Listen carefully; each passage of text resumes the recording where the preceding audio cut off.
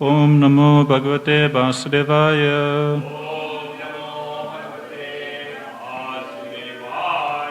Om Namo Bhagavate Vasudevaya. Om Namo Bhagavate Vasudevaya.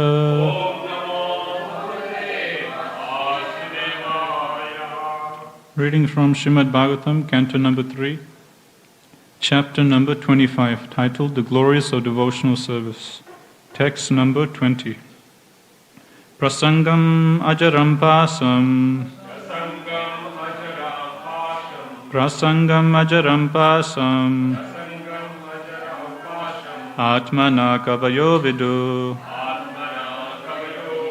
Atmana kavayo vidu. Saeva sadhusukrito. Saeva sadhusukrito. Mokshadvaram apavritam.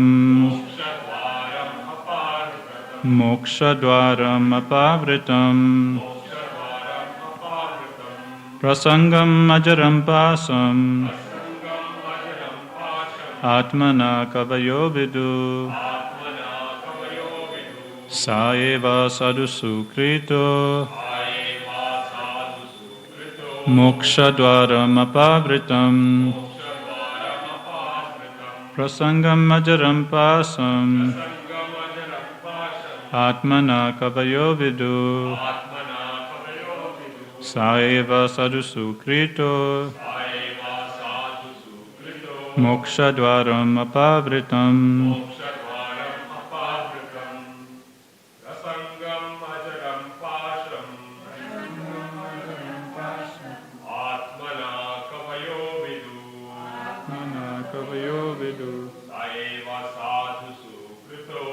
Saeva sadhusukrito.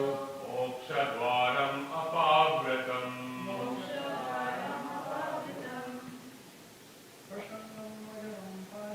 Prasangam ajaram pasam. Atmana kavayo vidu. Saeva sadhusukrito. Mokshadvaram apavritam. Prasangam ajaram pasam. Atmana kavayo vidu. Saeva sadhusukrito. Mokshadvaram apavritam. Prasangam ajaram pasam. Atmana kavayo vidu. Saeva sadhusukrito. Mokshadvaram apavritam. Prasangam ajaram pasam. Atmana kavayo vidu. Saeva sadhusukrito. Mokshadvaram apavritam. Word for word translation. Prasangam, attachment. Ajaram, strong. Pasam, entanglement. Atmanaha, of the soul. Kavaya, learned men. Vidu, no. Sa eva, that same. Sadhusu, to the devotees. Kritaha, applied. Mokshadvaram, the door of liberation. Apavritam, opened. Translation and purport by His Divine Grace, Srila A.C. Bhaktivedanta Swami Srila Prabhupada, Srila Prabhupada ki jai. Translation. Every learned man knows very well that attachment for the material is the greatest entanglement of the spirit soul. But that same attachment, when applied to the self-realized devotees, opens the door of liberation. Purport. Here it is clearly stated that attachment for one thing is the cause of bondage in conditional life, and that same attachment, when applied to something else, opens the door of liberation. Attachment cannot be killed. It has simply to be transferred. Attachment for material things is called material consciousness, and attachment for Krishna or his devotee is called Krishna consciousness. Consciousness, therefore, is the platform of attachment. It is clearly stated here that when we simply purify the consciousness from material consciousness to Krishna consciousness, we attain liberation. Despite the statement that one should give up attachment, desirelessness is not possible for any living entity. A living entity by constitution has the propensity to be attached to something. We see that if someone has no object of attachment, if he has no children, then he transfers this attachment to cats and dogs. This indicates that the propensity for attachment cannot be stopped. It must be utilized for the best purpose. Our attachment for material things perpetuates our conditional state. But the same attachment, when transferred to the Supreme Personality of Godhead or his devotee, is the source of liberation. Here it is recommended that attachment should be transferred to the self-realized devotees, the sadhus. And who is a sadhu? A sadhu is not just an ordinary man with a saffron robe or long beard. A sadhu is described in Bhagavad Gita as one who as unflinchingly engages in devotional service. Even though one is found not to be following the strict rules and regulations of devotional service, if one simply has unflinching faith in Krishna, the Supreme Person, he is understood to be a sadhu. Sadhur eva samantavya. A sadhu is a strict follower of devotional service.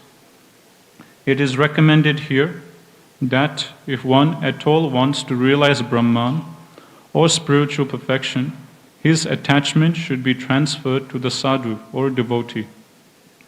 Lord Chaitanya also confirms this. Lava matra sadhu sange sarva siddhi hoy. Simply by a moment's association with the sadhu, one can attain perfection. Mahatma is a synonym of sadhu. It is said that service to a Mahatma or elevated devotee of the Lord is Dwaram Ahur Vimukte, the royal road of liberation. Mahat Sevam Dwaram Ahur Vimuktes Tamo Dwaram Yositam Sangi Sangam. Bhagavatam 5.5.2. Rendering service to the materialist has the opposite effect. If anyone offers service to a gross materialist or a person engaged only in sense enjoyment, then by association with such a person, the door to hell is opened. The same principle is confirmed here. Attachment to a devotee is attachment to the service of the Lord, because if one associates with a sadhu, the result will be that the sadhu will teach him how to become a devotee, a worshipper, and sincere servitor of the Lord. These are the gifts of a sadhu. If we want to associate with a sadhu, we cannot expect him to give us instructions on how to improve our material condition. But he will give us instructions on how to cut the knot of the contamination of material attraction and how to elevate ourselves in devotional service. That is the result of associating with the sadhu. Kapila Muni first of all instructs that the path of liberation begins with such association. Om Jnana-timirandasya Jnananjana-salakaya Chakshurumritam-yena Tasmai Shri Gurave Namaha. Jai Shri Krishna Chaitanya Prabhu Nityananda Shri Advaita Gadadhara Shivasari Gaur Bhaktavrinda. Hare Krishna Krishna Krishna Hare Hare Hare Rama Rama Rama Hare Hare.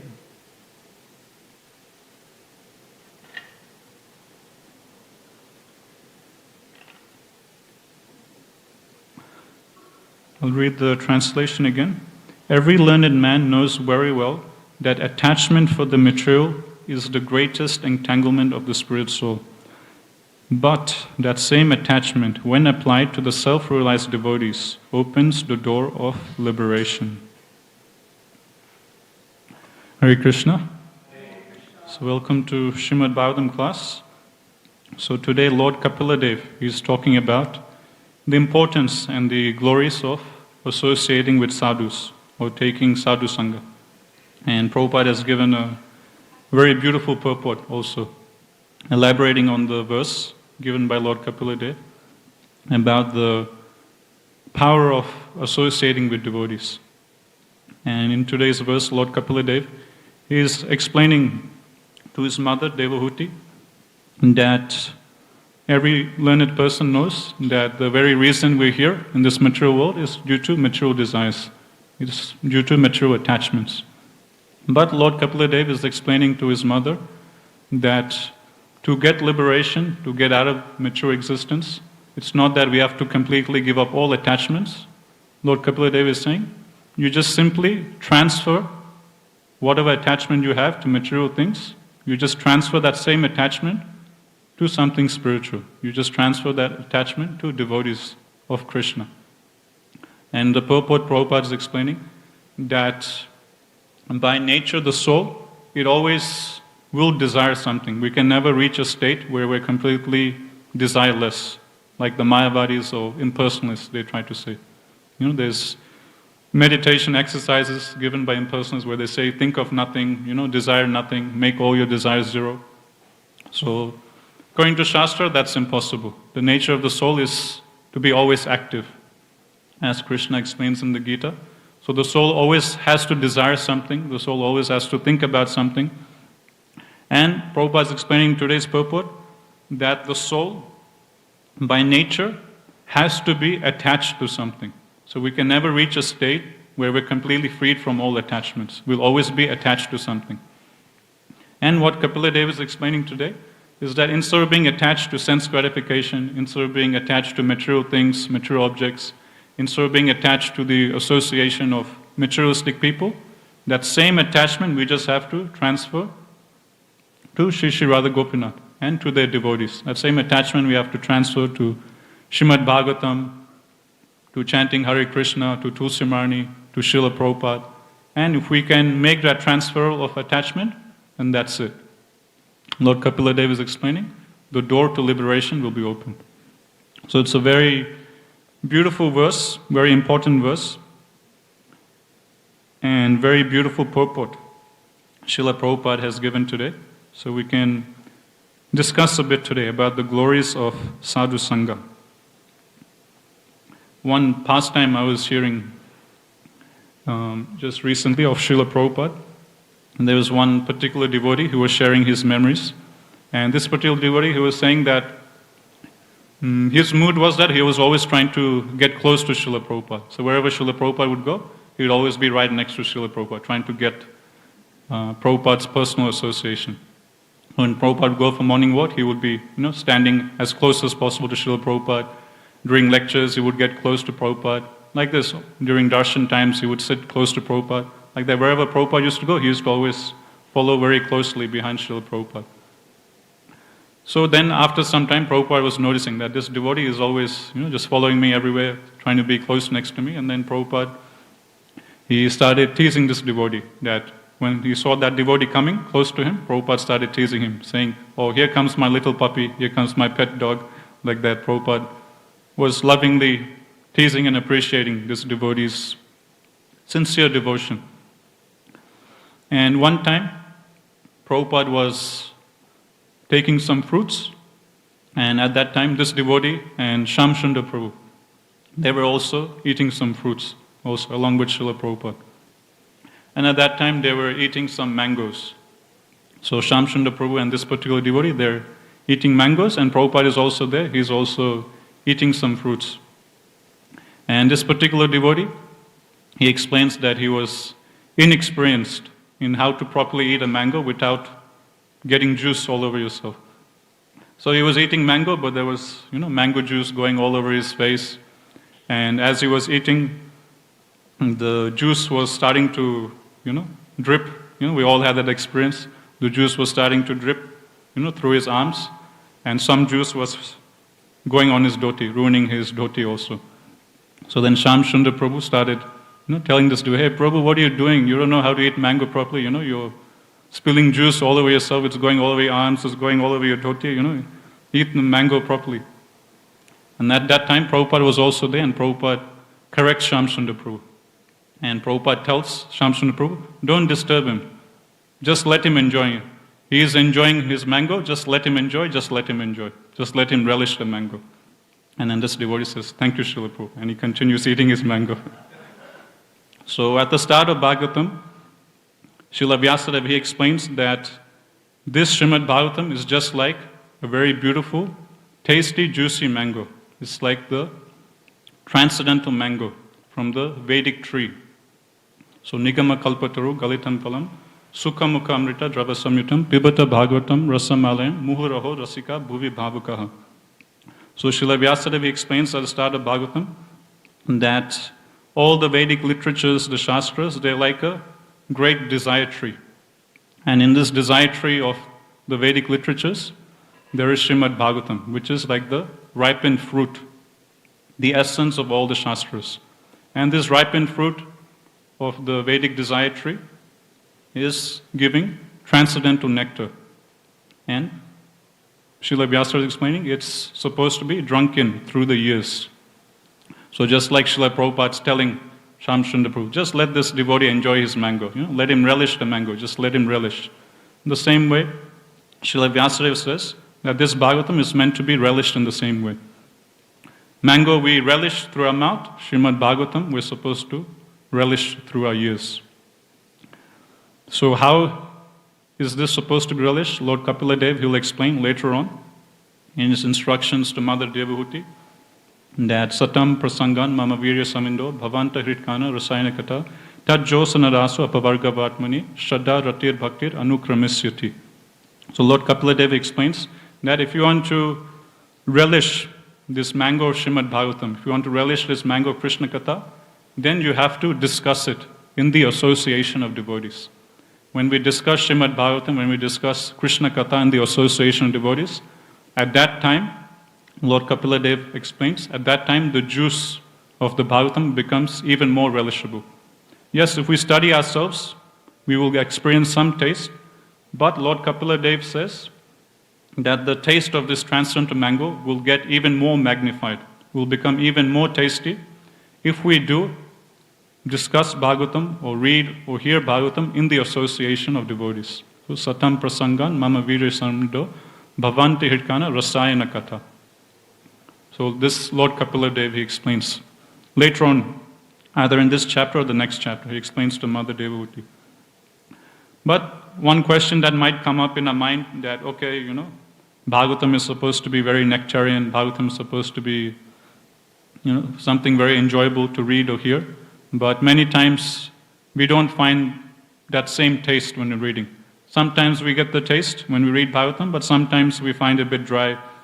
Sometimes while we read, we fall asleep. Sometimes while we hear, we fall asleep. So how to get that taste for hearing Bhagavatam?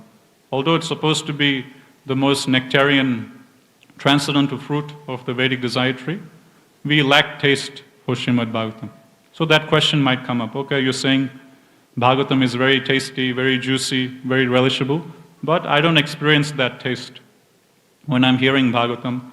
I don't experience that taste when I'm reading Bhagavatam. So how to get the taste? So Sutta Goswami, he answers this in the second chapter of first canto. Shushusho Sadadhanasya Vasudeva Katha Ruchi Shan Mahat Sevanam Vipra Punya Tirtha Nisevanat. So Sutta Goswami explains to the sages Namasharanya that Vasudeva Katha Ruchi. So how to get the Ruchi, how to get the taste for Vasudeva Katha? Vasudeva Katha Ruchi Shan Mahat Sevanam Vipra. We get taste for hearing Srimad Bhagavatam by Shan Mahat Sevanam Vipra, by doing seva onto the Vipras, or by doing seva onto the devotees of the Lord. When it's explained in Shastra that when we serve another devotee of the Lord, Krishna being pleased, Krishna is seated as a super soul in our heart and he's watching us serving another very dear devotee of his. And when Krishna notices us serving another devotee, then Krishna becomes very pleased. And that devotee whom we're serving, he also becomes very pleased. And by the blessings of Paramatma, by the blessings of the other devotee, what happens? Shastra explains that we automatically get bestowed with 1/6 of all the good qualities of that devotee we're serving. It's given like that in Bhagavatam. So, say we're serving one particular devotee, and that devotee is very good at chanting, good attentive rounds. So by serving him, that devotee gets pleased, we get his blessings, Krishna is also pleased, we get his blessings, and according to Shastra, 1/6 of that devotee's taste for the holy name gets bestowed upon us. Same way someone might be, a very good singer, or someone might have a lot of taste for reading Bhagavatam, we serve that devotee, 1/6 of that devotee's taste for Srimad Bhagavatam gets bestowed upon us. In this way, Bhagavatam explains how we can quickly advance in spiritual life. All we have to do is simply go out and serve other Vaishnavas. Generally, be a source of pleasure for other Vaishnavas. And when devotees are pleased with our service, 1/6 of their good qualities will be bestowed upon us. So, again, going back to the question, Bhagavatam is supposed to be very juicy, very tasty, but I don't experience that taste. So how to get that taste? We go and serve devotees who have that taste. And when we serve devotees who have taste for Srimad Bhagavatam, then naturally we will acquire that good quality of those devotees. And then we'll also slowly start relishing reading and hearing Srimad Bhagavatam. So Vasudeva Katha Ruchi, how do we get Ruchi for Vasudeva Katha? Vasudeva Katha Ruchi, Shan Mahat Sevanam Vipra. By doing seva onto the Vipras, by doing seva onto the devotees of the Lord. Then we can also get that same relish when we read and hear Srimad Bhagavatam.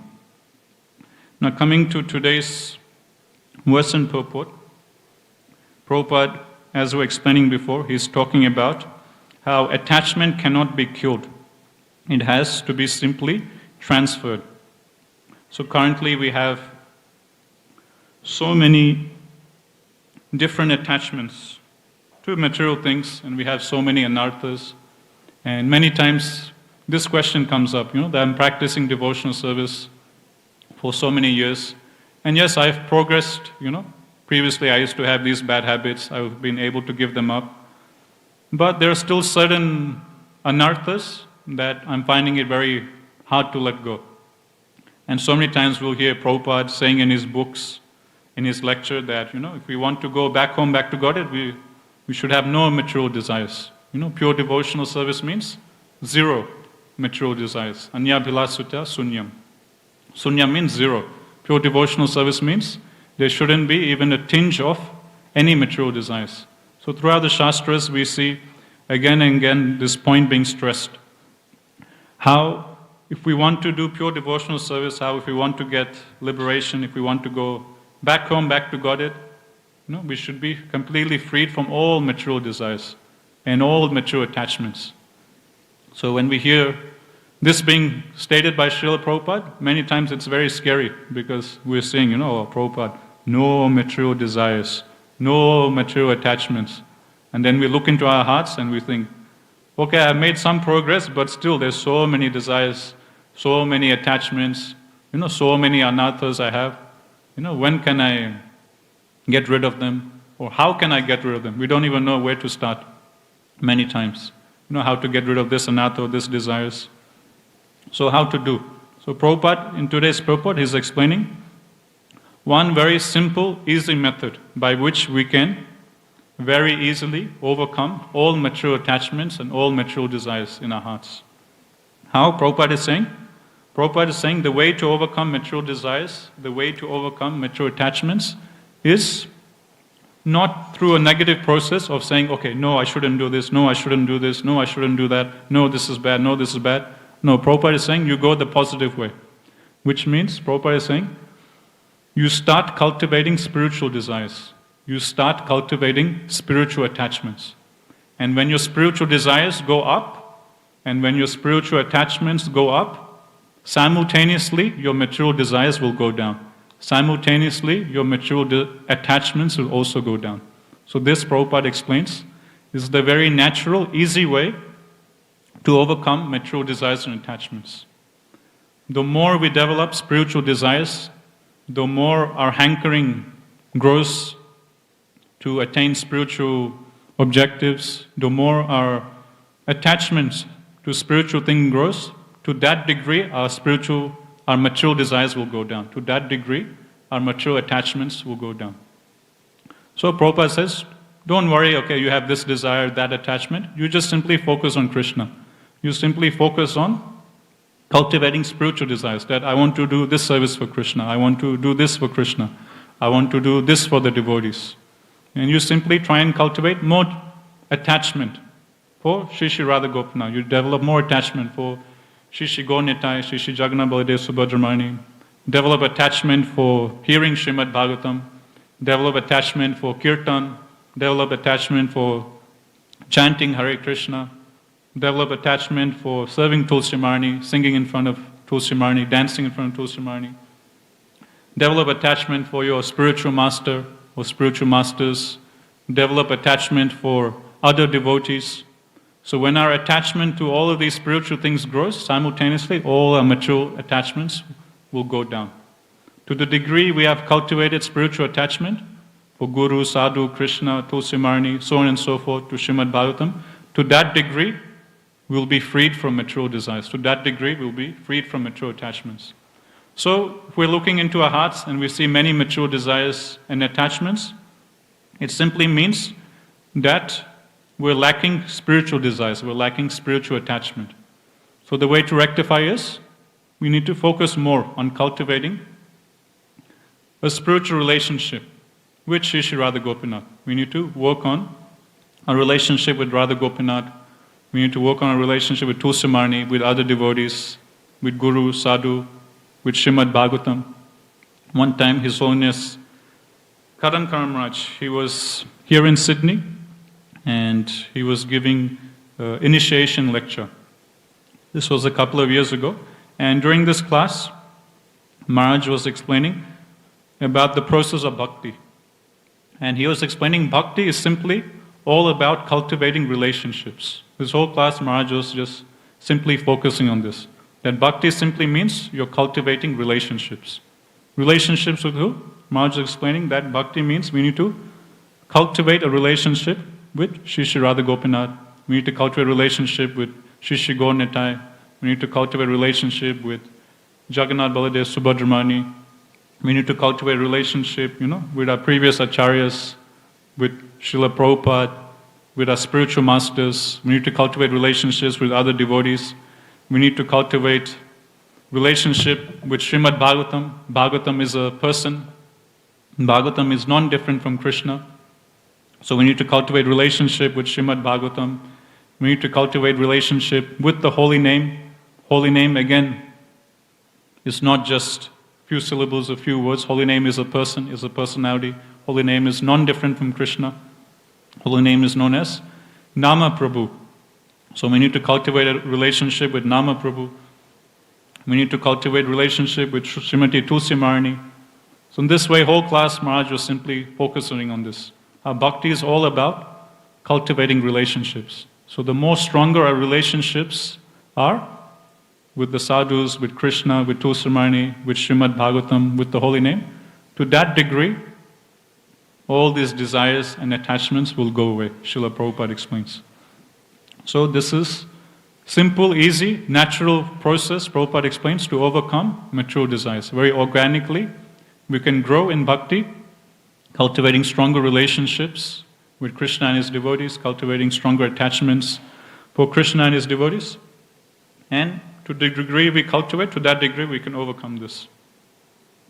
Then question might arise, okay, more spiritual desires I have, the less material desires I'll have. Or the more material desires will go away. But I don't know how to cultivate spiritual desires. I don't know what spiritual thing I should desire for. There's not much thing coming into my mind. So then it's explained that we can pray to Srimati Tulsi Devi. It's given that if we have spiritual desires, we can pray to Tulsi Marni and she will fulfill whatever spiritual desires we have. And it is also said that if we don't have spiritual desires, then we can also pray to Tulsi Maharani to please give us spiritual desires. And Tulsi Maharani will bless us with spiritual desires. So every day we need to pray to Srimati Tulsi Devi. If we do have spiritual desires, that's good.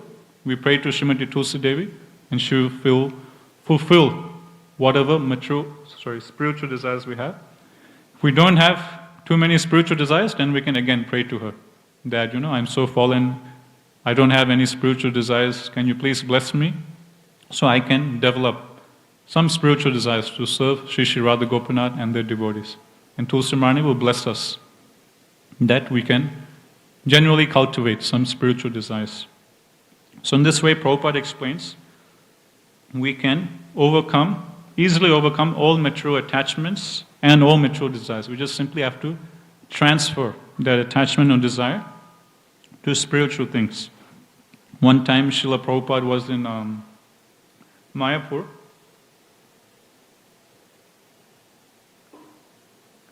and some of his god brothers, they were talking with Srila Prabhupada, and they were kind of lightly making fun of Srila Prabhupada's disciples or commenting about how Srila Prabhupada's disciples, they don't know how to recite slokas properly, they're not pronouncing the Sanskrit slokas, in proper tune or meter, they're mispronouncing syllables.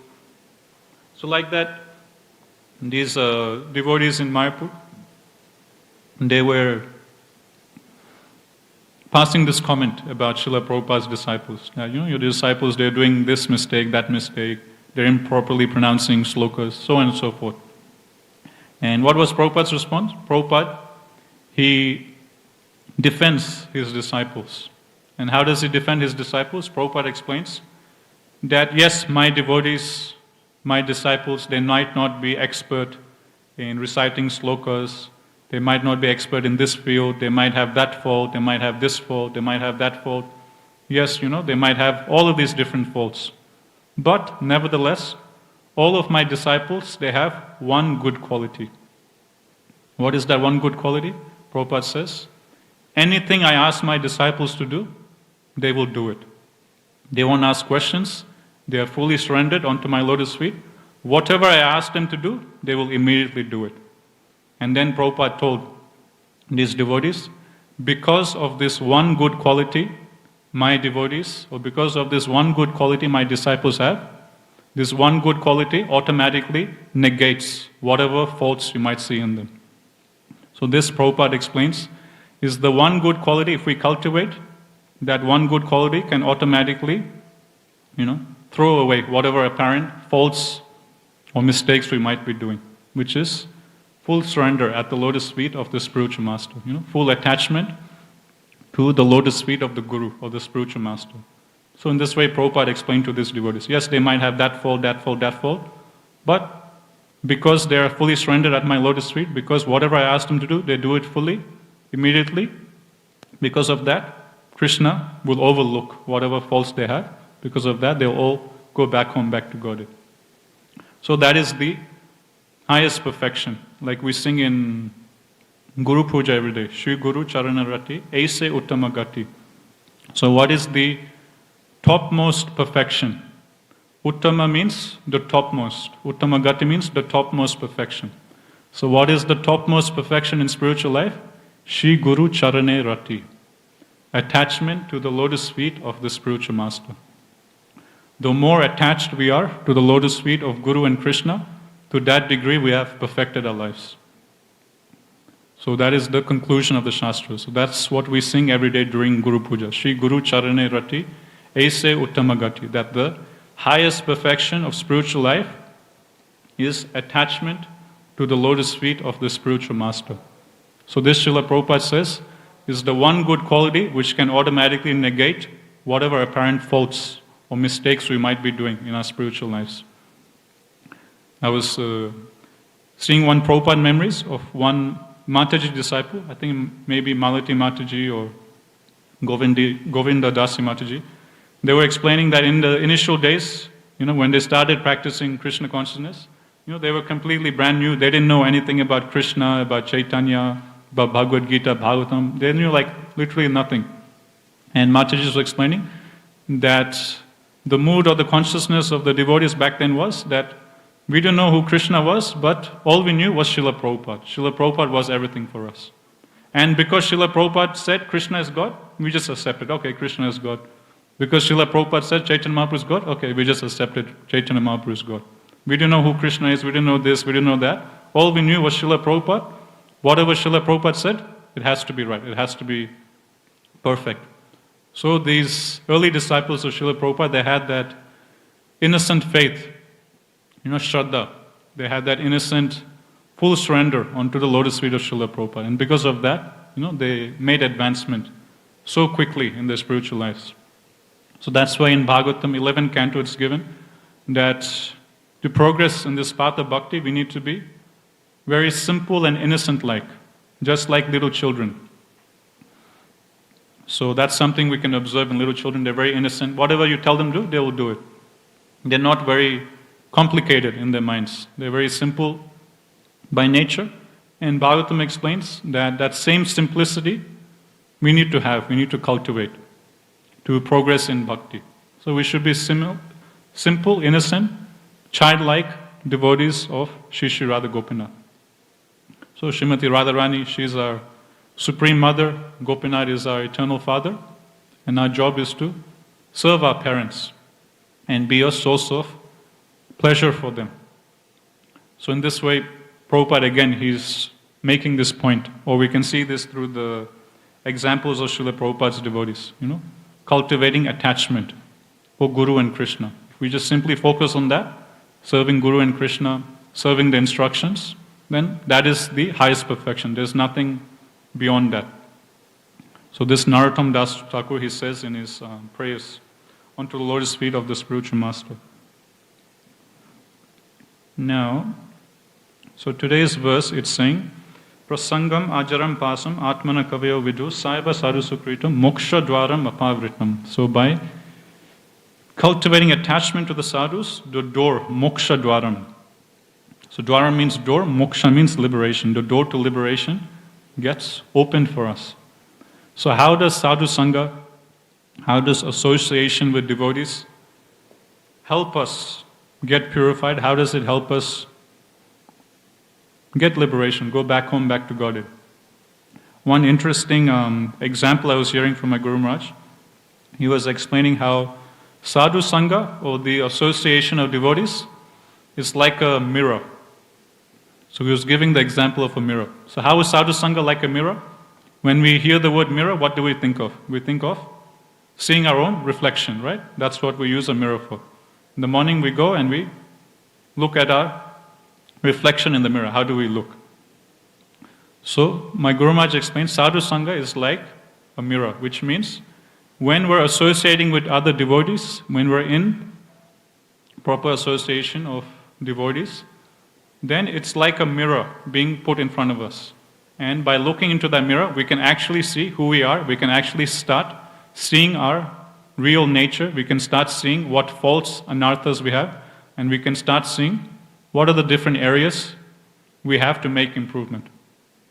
Because the nature of the mind is, the mind will always tell us that we're perfect. The mind will always tell us that we're the best devotee, we're not doing anything wrong, we're perfect. Everything is going nicely. So that is the nature of the conditioned mind. Everyone's mind works in the same way. So if we're by ourselves, we're not associating with devotees, we'll always think, I am the most perfect devotee. We'll always think, I'm doing everything right. But if we're associating with 5 other devotees, 10 other devotees, 20 other devotees, then the other devotees, they will notice us doing other things wrong. And they will point at that, Prabhuji or Mataji, we shouldn't do like this, we should do like that, or this is the proper way to read, or this is the proper way to chant. So it acts like a mirror. Then we can start seeing, oh, okay, I have that fault, oh, okay, I have that fault, oh, okay, I have to improve in this area, or I have to improve in that area. So in this way we start actually getting a proper realization of where we are at in bhakti, and what are the areas we can improve on. So in this way my Guru Maharaj explains that association of devotees is like a mirror. And having this mirror is very important for us to progress. If we don't have this mirror, say we never look at ourselves in the mirror, then we don't know how we look like. We don't see that, okay, I have this dirt, I have that dirt. We can't see, okay, I'm growing a beard, I need to shave. Then we're completely oblivious. We're completely in illusion. And we're unable to see, what I need to do to rectify myself. So in this way, Sadhu Sangha, it acts like a mirror and it helps us become better devotees of Krishna. So that is how Sadhu Sangha helps us overcome our anarthas and helps us do better devotional service, to become better devotees. In this way, Sadhu Sangha leads us to the door of liberation. Sometimes other devotees, they might not even verbally tell us that you're doing this wrong or that wrong, you need to improve in this. But when we observe other devotees doing some particular service nicely, then we get inspired. And then we also start thinking, okay, I should also do like this. So, for example, you come in temple room, you see one devotee chanting nicely, eyes closed, very focused. And then we watch that devotee chanting, then we think, oh, wow, this devotee is chanting so nicely, I should also chant like this, I wish I could also chant like that. So then we start improving ourselves to also chant like that other devotee who's chanting nicely. We come and we see one devotee playing mridanga nicely, then we start thinking, oh, he's playing so mridanga, very nicely, I should also learn that beat, that will be nice to learn for kirtans, you will please all the Vaishnavas. So then we start improving our kirtan skills. So sometimes other devotees might not even come and tell us, okay, you need to improve this or that. But just by watching other devotees doing nice seva for Krishna, we get inspired to improve our own bhakti. We get inspired to improve our own devotional service. So in this way, my Guru Maharaj explains, Sadhu Sangha is like a mirror. It helps us see where we are at, and it helps us understand things or areas where we need to work on or make improvement. And that way we can overcome our anarthas, that way we can do better devotional service, and that way we go slowly towards the door of liberation. Another analogy given by Chaitanya Mahaprabhu is that Sadhu Sangha is like a fence.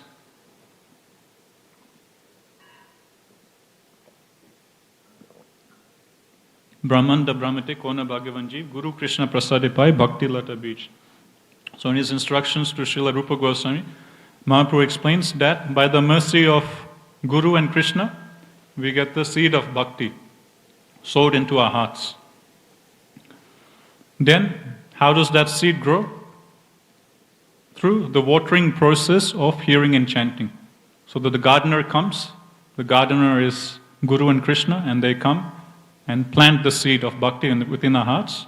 Now, to make that seed grow, we need to pour water on that seed. And what is that water, or what is the watering process? That Mahaprabhu explains is the process of hearing and chanting about Krishna. Hearing and chanting japa, hearing and chanting Srimad Bhagavatam. Hearing and chanting in the association of other devotees. So by the process of hearing and chanting, that seed of bhakti starts growing, and the bhakti kripa starts growing.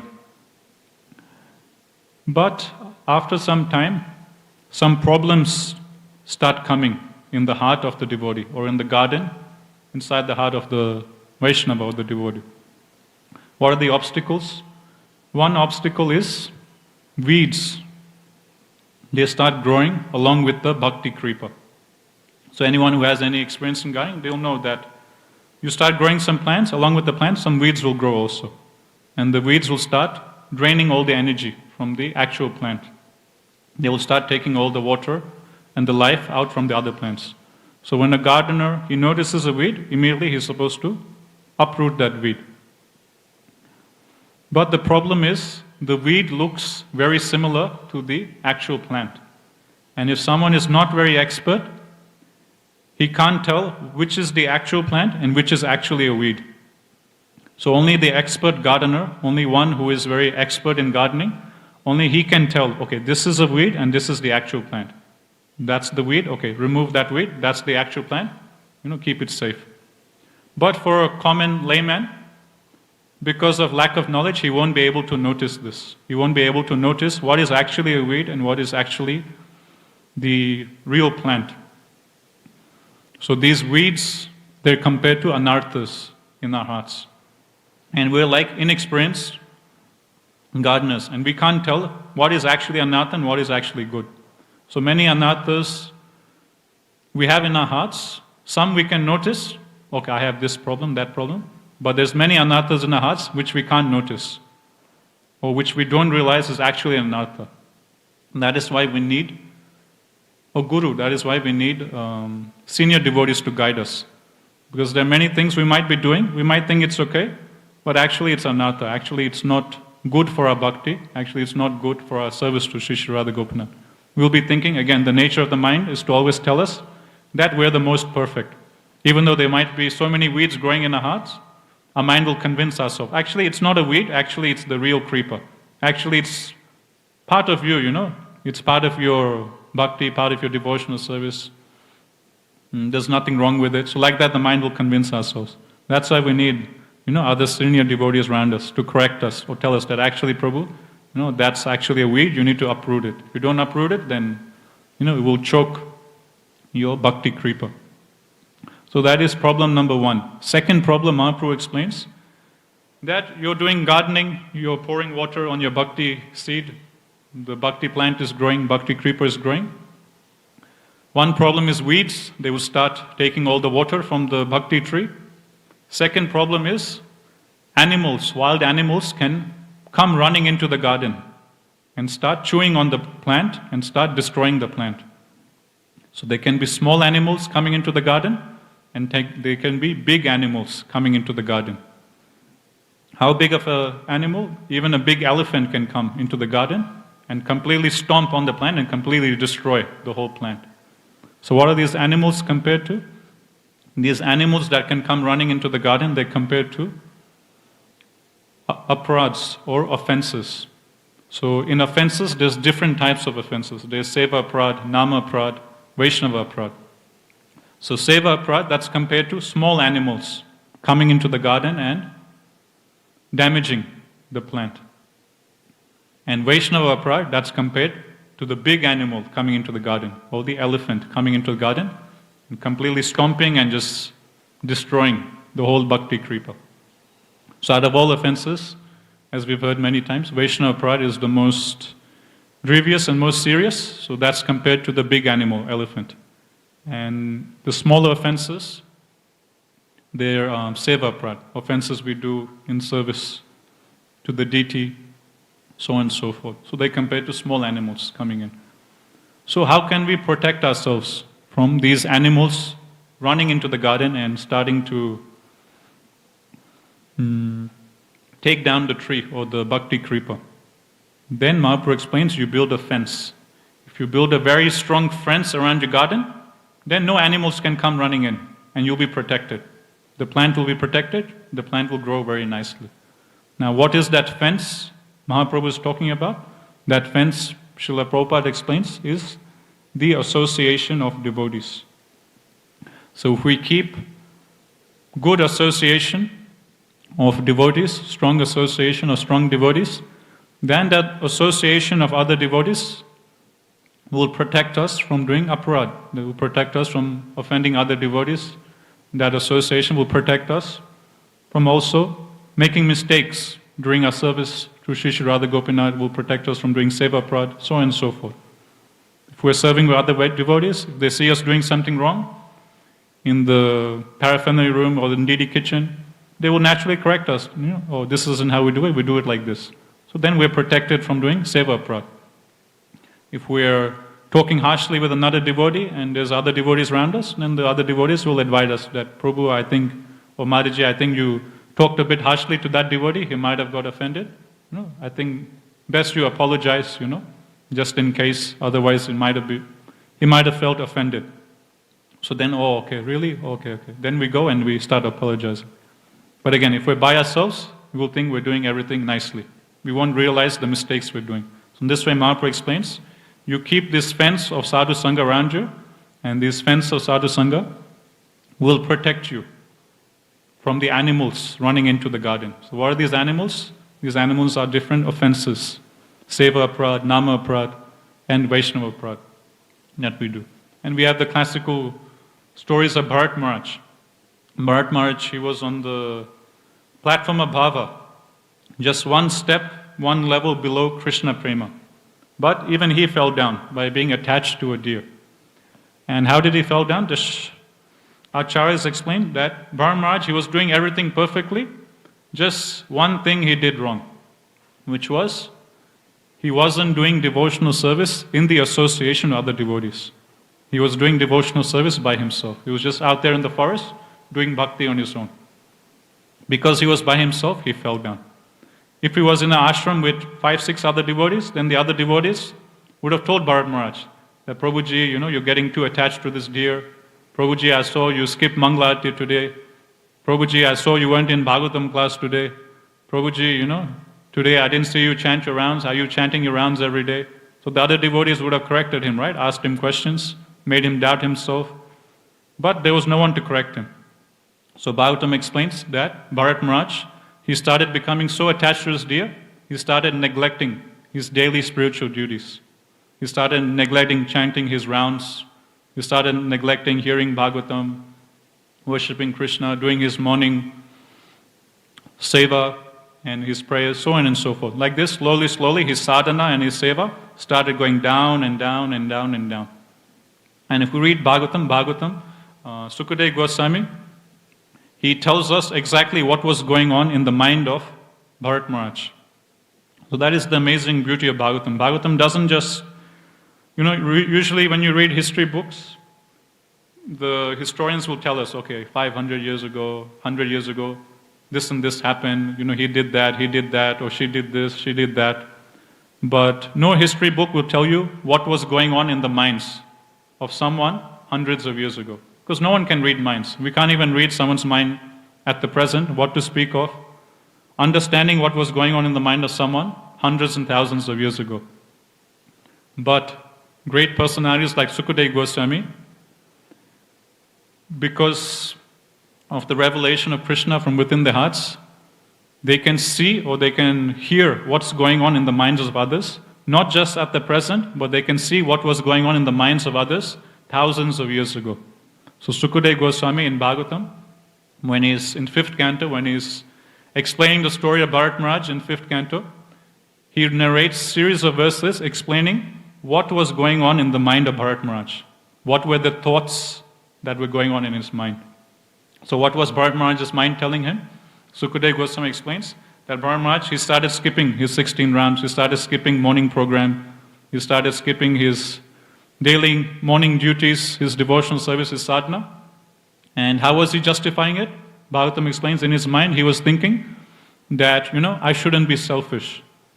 I should live for the sake of others. This deer has come helplessly to me. It is my duty to protect this deer. Why should I be so selfish? And just focus on my own spiritual life. Instead, let me just take care of this deer. This deer has no one else. I am its only savior. I am its only protector. These other spiritual duties, it's okay, it can wait. This is my main priority. He is a helpless creature. My first duty is to serve this deer. Never mind my rounds, never mind my promise to my guru that I'll do this service, that service. Let me focus on this deer. I shouldn't be selfish, I should be very selfless devotee. So like this, his mind was cheating him. His mind was convincing him that this is the best thing to do. And because he had no sadhu sangha around him, there was no one to correct him. So then, he fell down. So this, the Acharyas explain, is the one mistake Bharat Maharaj did. He did everything right, just because of the one mistake, he fell down. He was at the stage of bhava, but still he fell down. What to speak of us? So Prabhupada explains, if we're actually intelligent, then we'll always plan our lives in such a way that we get maximum sadhu sangha. So intelligent devotee is he or she who is always trying to put himself in the association of other devotees. Unintelligent devotee is him or her who is always trying to do bhakti solo or in a lonely place, just staying to himself, not associating with other devotees, just wanting to do service by himself alone. That is the very risky position to be in, Srila Prabhupada explains. Best position is to always be in the association of devotees. That is the safest position. That is good for us. It will help us in our bhakti. It will help us advance. It will help us get inspiration from other devotees. And it also protects us from falling down. Another example in 9th canto given is of Sobari Rishi. He was performing tapasya underwater. So question might be, why did he go underwater? Usually rishis, they do in the forest, right? Why did he go underwater and do tapasya?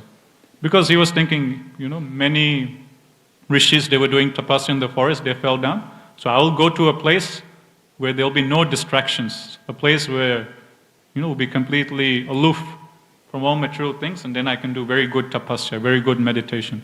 So he goes all the way to the bottom of a lake or a river and does tapasya underwater. Thinking here, okay, underwater, so many meters underwater, what can distract me? Who will come to distract me? I can very peacefully do meditation. But still, even there, hundreds of meters, underwater, even there he fell down. He just saw 2 fish copulating. He lost his mind, and then his meditation was broken, his tapasya was broken. Again, Prabhupada explains same thing. This Rishi, Sobari Rishi, he had one fault, which was, again, he was doing bhakti, or he was doing his meditation by himself. So if we're by ourselves, we might be in the most peaceful forest. We might be in the most, remotest place, underwater, in some mountain, some cave where there is no one, nothing. Still, we're there with our mind, and our mind will drag us down. And that's why we always need the support of other devotees. Otherwise, as we were discussing, very easily we can slip and fall down. So we talked about how sadhu sangha is like a mirror. It helps us see where we are at, helps us see areas of improvement. We talked about how sadhu sangha is like a fence. It protects us from offenses. And we saw the story of Bharat Maharaj, Sobari Rishi. One other example given by Krishnaraj Kaviraj Goswami. He gives example that sadhu sangha is like a walking stick. So we see Srila Prabhupada, he has a walking stick next to him. So what is the purpose of a walking stick? A walking stick is supposed to help us walk nicely and smoothly.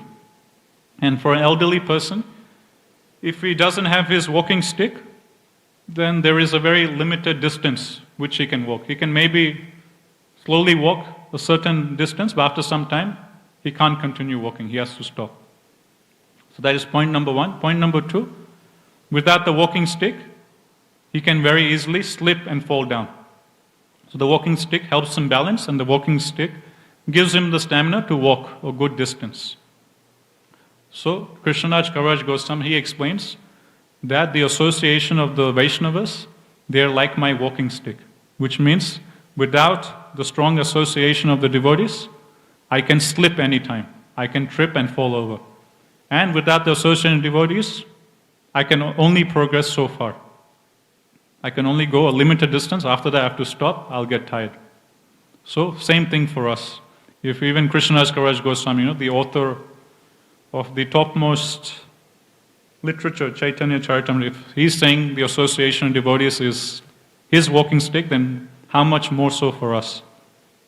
So, sadhu sangha is like a walking stick. It helps us not to fall over. It helps us keep our balance. And it also helps us walk nicely at a good pace towards the destination, towards Goloka Vrindavan, towards pure devotional service. So this is another nice example given in Chaitanya Charitamrita. Mahaprabhu, in his instructions, he explains that at all stages of bhakti,